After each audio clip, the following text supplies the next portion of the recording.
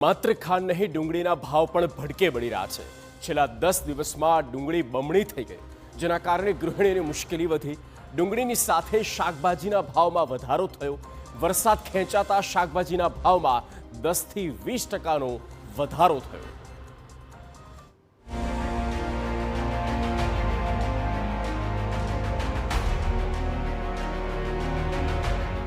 હવે ડુંગળીના ભાવમાં થયો ભડકો। 40 રૂપિયાથી સીધા થઈ ગયા 80 રૂપિયા। મોંઘવારીના તાંડવથી હાહાકાર।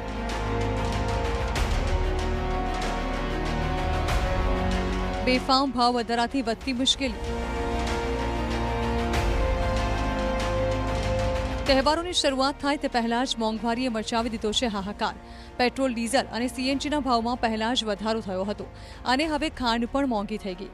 અને હવે જો ગરીબોની કસ્તુરી ગણાતી ડુંગળીએ પણ આપી દીધો છે આમ આદમીને દગો। છેલ્લા 15 દિવસમાં ડુંગળીના ભાવ બમણા થઈ ગયા છે। છેલ્લા એક અઠવાડિયામાં અમદાવાદમાં ડુંગળીના ભાવ રૂપિયાથી 40 થી 80 રૂપિયા થઈ ગયા છે। ડુંગળીના વેપારીઓનું માનવું છે કે અમદાવાદ આવતી ડુંગળીની આવકમાં 50% કરતાં વધુ ઘટાડો આવ્યો છે, જેના કારણે ભાવમાં અચાનક આવ્યો છે ઉછાળો। एक तो बारिश ज़्यादा होने के कारण, अतिवृष्टि होने के कारण काफ़ी ऐसा प्याज डैमेज हुआ था। और जो अभी भी बाज़ार में प्याज आता है तो ज़्यादातर डैमेज वाला प्याज ज़्यादा आता है और डिमांड सप्लाई का जो गैप है वो बढ़ गया है। માત્ર અમદાવાદ જ નહીં પરંતુ દક્ષિણ ગુજરાતમાં પણ ડુંગળીના ભાવ સાંભળી લોકોની આંખોમાં આંસુ આવી રહ્યા છે।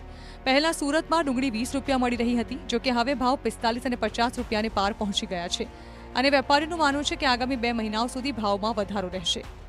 ઘટનું કારણ જે વરસાદ જ્યારે આ પાક જ્યારે તૈયાર થયો ત્યારે જ અતિવૃષ્ટિ થઈ છે ને, અને અતિવૃષ્ટિ કરીને જે ઓલા જે બરફના જે કે છે એ પડવાથી કાંદા વધારે ડેમેજ થયા છે। હજુ બી 2-3 મહિના સુધી રિલીફ મળે એવું લાગતું નથી। શાકભાજીના ભાવમાં વધારો। હવે લીલા શાકભાજી પણ મોંઘા થયા। હવે કેવી રીતે ચલાવવું ઘર? ખાંડથી લઈને ડુંગળી અને હવે જો લીલા શાકભાજીના ભાવ પણ ખૂબ જ વધી ગયા છે। શાકભાજીના ભાવમાં 20%થી વધારો થયો છે। પહેલા બટાકા 12 રૂપિયા હતા તે 25 રૂપિયા થઈ ગયા છે। રીંગણા 40 હતા તે 100 થી 120 છે। લીંબુ 30 થી 40 હતા જે 80 થયા છે। ટિંડોળા 100 થી સીધા 320 રૂપિયા થઈ ગયા છે। ફુલાવર 60 થી 100 રૂપિયા અને કોબી 30 થી 60 રૂપિયા થઈ ગઈ છે। ગુવાર 60 થી 120 રૂપિયામાં મળી રહ્યો છે। શાકભાજીના ભાવ વધતા ગૃહિણીઓની ચિંતા વધી ગઈ છે। મોંઘવારીમાં હવે કેવી રીતે શાકભાજી ખાવા તે સૌથી મોટો સવાલ બની ગયો છે।